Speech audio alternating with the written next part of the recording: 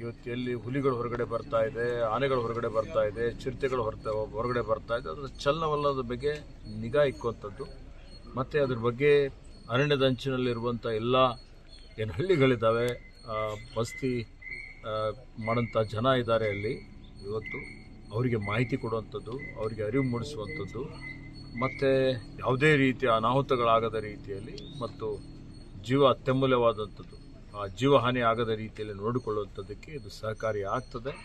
ಇದು ಬರೀ ಕೊಳ್ಳೇಗಾಲ ಅಷ್ಟೇ ಅಲ್ಲ, ಇವತ್ತು ರಾಜ್ಯ ಮಟ್ಟದಲ್ಲಿ ಒಂದು ಇಂಟಿಗ್ರೇಟೆಡ್ ಕಮಾಂಡ್ ಸೆಂಟರ್ ಮಾಡ್ತಾ ಇದ್ದೇವೆ. ಅದೀಗ ಸಿದ್ಧತೆ ನಡೀತಾ ಇದೆ. ಸುಮಾರು 1 ವಾರ ಒಳಗಾಗಿ ಅದರ ಉದ್ಘಾಟನೆಯನ್ನು ಮಾಡ್ತೇನೆ. ಎಲ್ಲೆಲ್ಲಿ ಇವತ್ತು ವನ್ಯಜೀವಿ ಧಾಮಗಳಿದ್ದಾವೆ, ಎಲ್ಲೆಲ್ಲಿ ರಾಷ್ಟ್ರೀಯ ವನಗಳಿದ್ದಾವೆ, ಎಲ್ಲೆಲ್ಲಿ ಹುಲಿ ಸಂರಕ್ಷಿತ ಪ್ರದೇಶ ಇದೆ, ಆ ಭಾಗದಲ್ಲಿ ಏನೇನು ಕಾರ್ಯಚಟುವಟಿಕೆಗಳು ಇರ್ತವೆ ಅನ್ನುವಂಥದ್ದು ಒಂದೇ ಕಡೆ ಕೂತ್ಕೊಂಡು ಅದನ್ನು ನಿಗಾ ಇಕ್ಕಿ ಹಿರಿಯ ಅಧಿಕಾರಿಗಳು ಅದಕ್ಕೆ ಮೇಲ್ವಿಚಾರಣೆ ಮಾಡ್ತಾರೆ. ಮತ್ತು ಇದು ಹೆಚ್ಚಿನ ಮಟ್ಟದಲ್ಲಿ ಸಾವು ನೋವುಗಳನ್ನು ತಡೀತದೆ ಮತ್ತು ಅವಘಡಗಳಾಗುವಂಥದ್ದು ತಪ್ಪಿಸಲಿಕ್ಕೆ ಸಹಕಾರಿ ಆಗ್ತದೆ. ಅದರ ಉದ್ಘಾಟನೆ ಮಾಡ್ತಾ ಇದ್ದಾರೆ. ಕಡಿಮೆ ಆಗಿದೆ.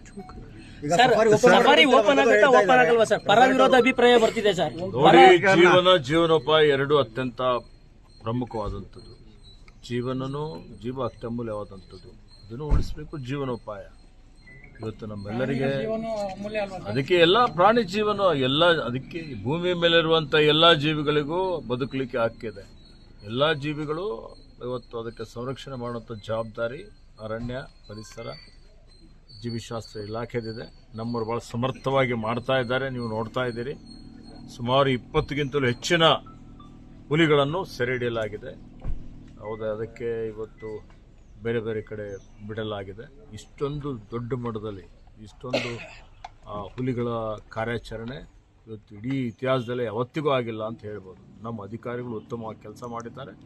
ತಮ್ಮ ಮುಖಾಂತರ ನಮ್ಮ ಅಧಿಕಾರಿಗಳಿಗೆ ಹಾರ್ದಿಕ ಅಭಿನಂದನೆಗಳನ್ನು ಸಲ್ಲಿಸ್ತಾರೆ. ಅವ್ಯವಹಾರ ಇರಲಿ, ಅಕ್ರಮ ಇರಲಿ, ಏನಾದರೂ ಇದ್ರೆ ಅರಣ್ಯ ಇಲಾಖೆ 1 ಸೆಕೆಂಡು ತಡೆ ಹಿಡಿಯೋದಿಲ್ಲ. ಅದಕ್ಕೆಲ್ಲ ಶೂನ್ಯ ಸಹಿಷ್ಣುತೆ, 0 ಟಾಲರೆನ್ಸ್ ಅಂಥದ್ದು ನಮ್ಮ ಗಮನಕ್ಕೆ ಬಂದಾಗ ಹಿಂದೇನೂ ಕ್ರಮ ತಗೊಂಡಿದ್ದೇವೆ, ಈಗಲೂ ತಗೊಳ್ತೇವೆ. ಸುಮ್ಮನೆ ಯಾರಾದರೂ ವೈಯಕ್ತಿಕವಾಗಿ ಇಟ್ಕೊಂಡು ಏನಾದರೂ ದೂರುಗಳು ಕೊಟ್ಟರೆ ಅದರಲ್ಲಿ ಅರ್ಥ ಇಲ್ಲ. ಜನರಲ್ ಹೇಳ್ತಾ ಇದ್ದೀನಿ,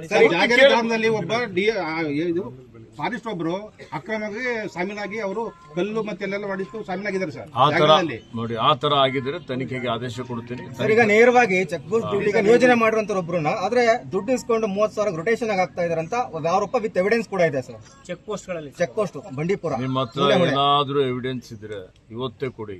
ತತ್ಕ್ಷಣವೇ ನಾನು ಅದಕ್ಕೆ ತನಿಖೆಗೆ ಆದೇಶ ಮಾಡ್ತೀನಿ. ತನಿಖಾ ವರದಿ ಆಧಾರದ ಮೇಲೆ ನಿಯಮಾನುಸಾರ ಕ್ರಮನ ತಗೊಳ್ತೇನೆ. ಸಫಾರಿ ಕುರಿತು ತಜ್ಞರು ವರದಿ ಕೊಟ್ಟಿದ್ದಾರೆ.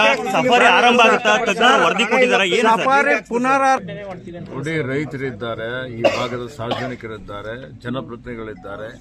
ಅವರೆಲ್ಲರ ಜೊತೆ ಚರ್ಚೆ ಮಾಡಿ ಇದನ್ನು ಅವಲೋಕಿಸಿ ನಾವು ತೀರ್ಮಾನ ಮಾಡ್ತೇವೆ.